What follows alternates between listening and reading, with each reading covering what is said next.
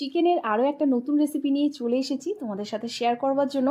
যারা কিনা চিকেন লাভাররা আছো আর চিকেনের নিত্য নতুন রেসিপি যারা ট্রাই করো, তারা কিন্তু এই রেসিপিটা মিস করো না, একবার হলেও কিন্তু এটা বানিয়ে বাড়িতে। আর যখন বানাবে তখন কিন্তু একটু বেশি করে বানাবে। কেন বলছি সেটা বানানোর পরেই বুঝতে পারবে। তো যাই হোক, আমি এখানে বেশ কিছুটা চিকেন নিয়েছি, যেটা কিনা একটু লম্বা লম্বা করে কাটা আছে, দেখতেই পাচ্ছ একেবারেই বোনলেস। আর এটাকে এরমভাবে লম্বা করেই কাটতে হবে, আর এটাকে একটু ম্যারিনেট করে নিতে হবে। ম্যারিনেশনের জন্য প্রথমে লাগবে গোলমরিচের গুঁড়ো, স্বাদমতো নুন, ভিনিগার আর আদা রসুন বাটা।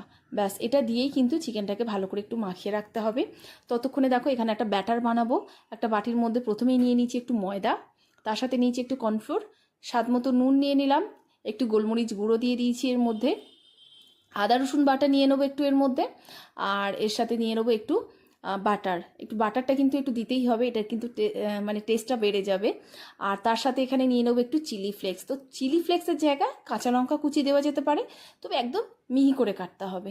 ধনেপাতা কুচিও দেওয়া যেতে পারে, তবে আমি এখানে দিলাম না।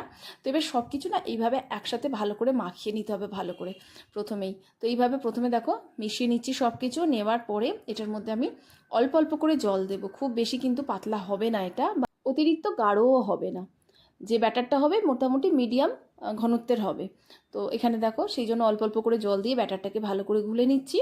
এরপরে এটার মধ্যে দিয়ে দেবো একটু বেকিং সোডা, খুব বেশি না, দেখতেই পাচ্ছ খুব সামান্য একটু জল দিয়ে বেকিং সোডাটাকেও কিন্তু একটু এটার মধ্যে মিশিয়ে নিচ্ছি। তো ব্যাটারটা এখানে পুরোপুরি রেডি হয়ে গেছে। এবার যে চিকেনটা আমি ম্যারিনেট করে রেখেছিলাম, এবার ওই ছোটো ছোটো চিকেনের টুকরোগুলোকে এই ব্যাটারের মধ্যে ডুবিয়ে এবার কিন্তু ভেজে নিতে হবে। তো তেলটা আগেই বসিয়ে দিয়েছি, একটু গরম হয়ে গেছে। এই অবস্থাতে গ্যাসটাকে একদম মিডিয়ামে দিয়ে আমি এবারে এক একটা করে এখানে চিকেনের টুকরোগুলো ভেজে নেব। তো এইভাবে দিয়ে দেখো একটা সাইড হলে এবার এটাকে উল্টে দিয়ে আর একটা সাইডও ভেজে নেব। মোটামুটি একটু মুচমুচে হবে এরম অবস্থায় কিন্তু নামিয়ে নেব। তো দেখতেই পাচ্ছ একটা সাইড হয়ে গেছে, এবার উল্টে দিচ্ছি। দেওয়ার পরে এটাকে এইভাবে ভেজে নিতে হবে। তো এইভাবে আমি প্রত্যেকটা ব্যাচ ভেজে নেব।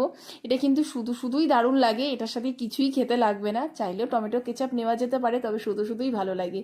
তো যখন বানিও অবশ্যই কিন্তু বেশি করে বানিও, আর কেমন লাগলো সেটা কিন্তু অবশ্যই কমেন্ট করে জানিও। তো যাই হোক, এই ধরনের অনেক রেসিপি কিন্তু তোমরা আমার ইউটিউব চ্যানেল আর ফেসবুক পেজে পেয়ে যাবে, দেখে নিও। আর ভালো লাগলে অবশ্যই কিন্তু সঙ্গে থেকো।